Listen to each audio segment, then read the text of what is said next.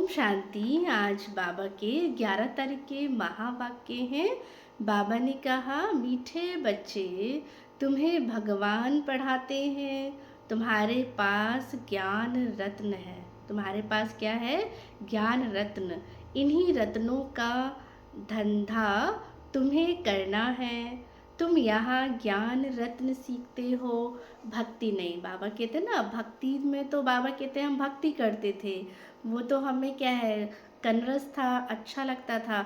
लेकिन ज्ञान माना समझदार बनते हैं, तो हमें क्या करना है? ज्ञान रत्नों का ही धंधा करना है।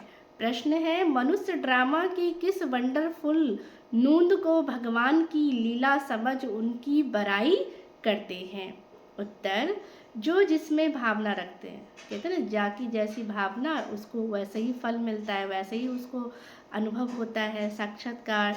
तो बाबा ने कहा, जो जिसमें भावना रखते उन्हें उसका साक्षात्कार हो जाता है।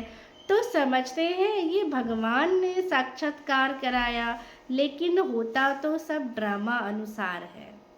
तो एक ओर भगवान की बड़ाई करते, दूसरी ओर सर्वव्यापी कह फिर क्या करते हैं? ग्लानि कर देते हैं। धारणा के लिए मुख्य सार है, फर्स्ट पॉइंट, गुप्त नशे में रहकर सर्विस करनी है। सर्विस करने के लिए बाबा कहते हैं गुप्त नशा, ज्ञान भी गुप्त है, नशा भी बाबा कहते हैं गुप्त होना चाहिए, पुरुषार्थ भी गुप्त। तो ऐसा कोई कर्म नहीं करना है जो दिल अंदर खाती रहे। अपनी जांच करनी है कि हम कितना याद में रहते हैं, तो वो चेकिंग करनी है। सेकंड पॉइंट, सदा यही फिक्र रहे कि हम अच्छी रीति पढ़ करके ऊंच पद पाए। जितना अच्छी रीति पढ़ेंगे उतना हमारा पद क्या होगा? ऊंचा। तो कोई भी विकर्म करके, झूठ बोलकर अपना नुकसान नहीं करना है। तो इसीलिए बाबा को क्या करना है? सब कुछ बताना है। बाबा से कुछ भी नहीं छुपता, इसलिए बाबा को सब कुछ बता देना है, नहीं तो अपना ही क्या होगा? नुकसान। आज का वरदान है, मन मना भव के महामंत्र द्वारा।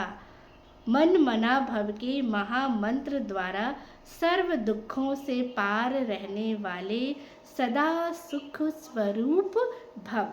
आगे बाबा ने कहा, जब किसी भी प्रकार का दुख आए तो मंत्र ले लो जिससे दुख भाग जाए। किसी के जीवन में दुख आता है तो वो मंत्र, चैंटिंग है ना, ये ओम का उच्चारण या कुछ भी बाबा कहते हैं एक मंत्र ले लेते हैं, तो उसी मंत्र से उनका दुख क्या हो जाता है?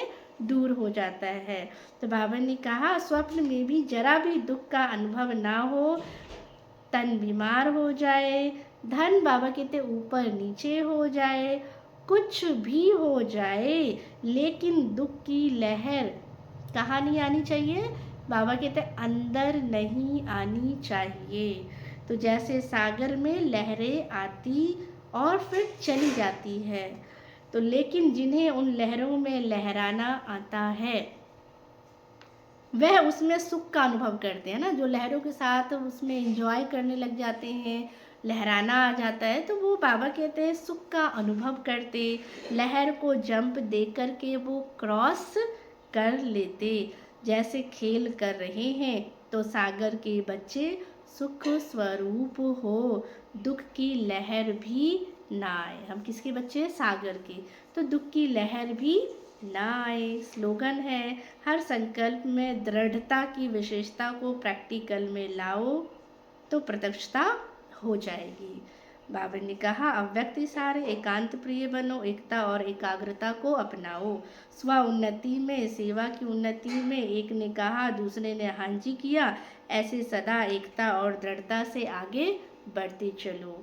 जैसे दादियों की एकता और दृढ़ता का संगठन पक्का है। दादियों को कितना पक्का था, एक ने कहा और दूसरे ने हाँ जी किया, तो पक्का है। ऐसे आदि सेवा के रत्नों का संगठन भी बाबा ने कहा कैसा हो? पक्का हो। इसकी बहुत बहुत ही आवश्यकता है। अच्छा, ओम शांति।